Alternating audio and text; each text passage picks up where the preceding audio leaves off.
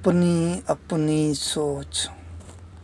اگر مرد کسی لڑکی کو دیکھے بغیر انٹرنیٹ پر بات کرے تو لفظوں کے اثرات دل پر اتر جاتے ہیں۔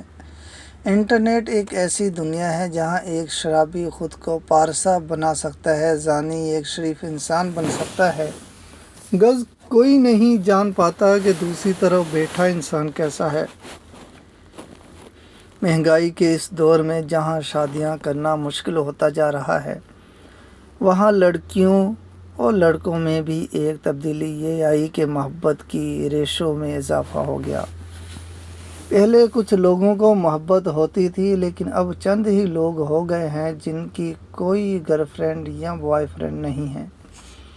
انٹرنیٹ نے جہاں لوگوں کو قریب کیا، وہاں فلیرٹ دھوکہ بھی زیادہ ہو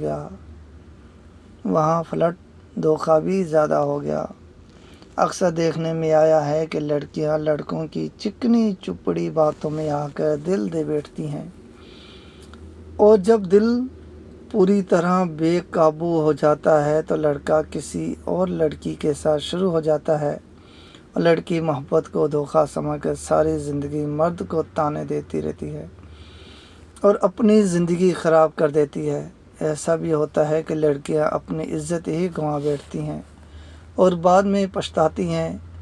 آج کل موبائل میں ایسے سافٹ ویئر انسٹال ہیں کہ ہر کال ریکارڈ ہو جاتی ہے۔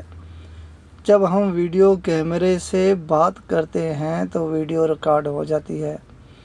نوجوان لڑکیاں محبت میں اپنا سب کچھ وار دیتی ہیں اور لڑکے پھر انہیں بلیک میل کرتے پھرتے ہیں۔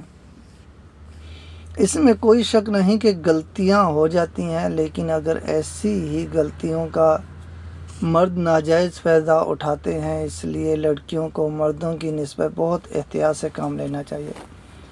یہ معاشرہ ہمیشہ عورت کو ہی قصوروار ٹھہراتا ہے، اس لیے لڑکیوں کو اپنا تعلق سوچ سمجھ کر بنانا چاہیے، چاہے دوست ہو یا محبوب۔ ایک بار عزت چلی گئی تو پھر لوٹ کر نہیں آتی۔ قرآن مجید میں تو یہاں تک ہے کہ کسی نامحرم سے دوستیاں نہ لگائیں۔